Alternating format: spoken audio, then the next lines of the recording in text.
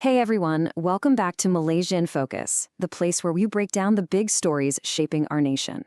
You know, there's this one single document that quietly rules over every part of a Malaysian's life.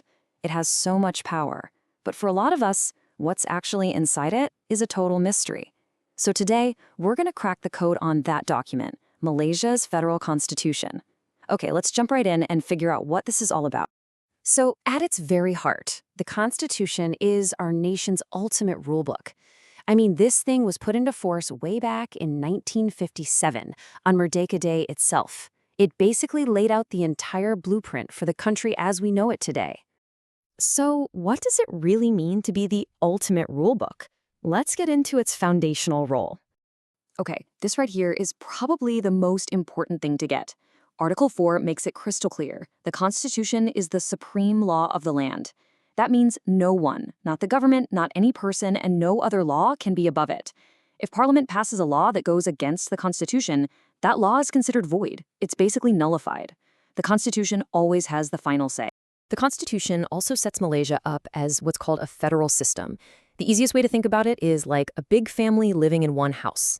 You've got the federal government, kind of like the parents, who make the big decisions for the whole house, things like national defense or the economy. And then you have the 13 state governments, who are like the older siblings in charge of their own rooms, handling more local stuff.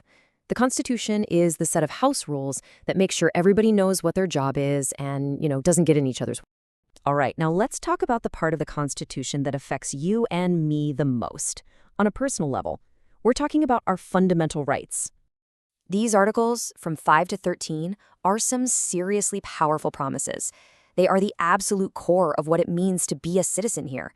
They guarantee your most basic human rights: the right to live freely and safely, the right to be treated as equal in the eyes of the law, the freedom to say what you think and gather peacefully, and the freedom to practice your own religion.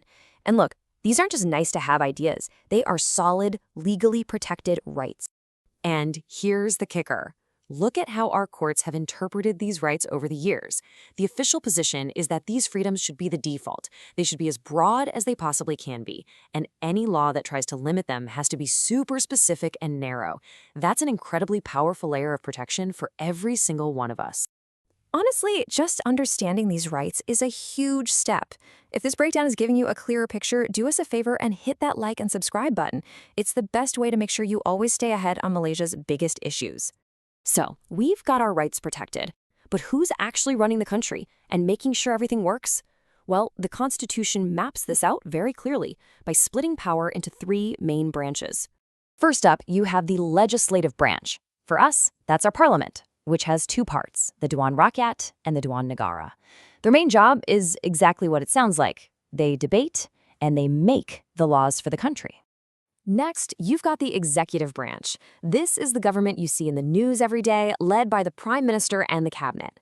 Their job is to take those laws that Parliament made and actually put them into action. They're the ones who enforce the laws and run the country day to day. And finally, there's the judicial branch. This is made up of our courts and our judges. Their role is to interpret the laws. They're like the referees. They decide what a law means in a real-life situation. And, most importantly, they make sure every law and every action by the government is in line with the Constitution. Now, sitting within this whole structure is our unique system of a constitutional monarchy. The Yang di-Pertuan Agong, our king, is the head of state. And while the YDPA generally acts on the advice of the prime minister, the role itself is a really important check and balance in our system of government. Let's be real. Malaysia is an incredibly diverse country. So how does the Constitution handle all the complex relationships between the federal government, the states, and all of our different communities? Well, it performs a very delicate balancing act.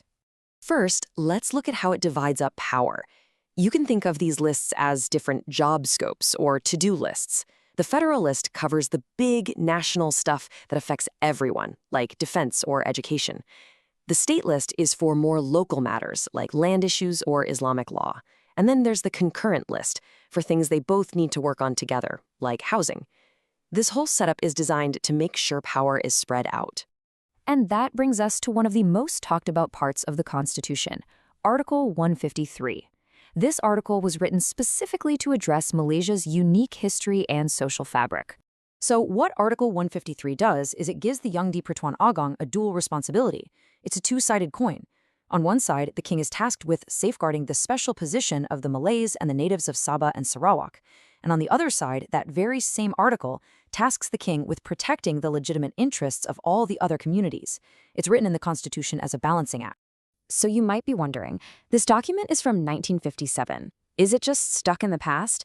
Well, no, not at all. The Constitution was actually designed to be a living document, something that can change and evolve as the country does. But, and this is a big but, changing it isn't supposed to be easy. And that's on purpose. To amend most parts of the Constitution, you need what's called a supermajority. That means at least 2/3 of the members in both houses of Parliament have to agree. This high bar ensures stability so that changes aren't made lightly or without broad support. We have covered a lot today. If you believe that understanding our country on this level is important, then join the thousands of other Malaysians in our community. We are all about getting clarity, not confusion. Go ahead and tap that like button and hit subscribe so you never miss another explainer from Malaysia in Focus. So, if you take away just one thing, let it be this.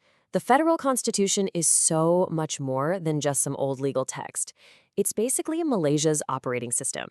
It's the code that defines our rights as citizens, it builds the structure of our government, and it provides the entire framework for our shared identity as a nation. And that leaves us with a pretty big question to think about.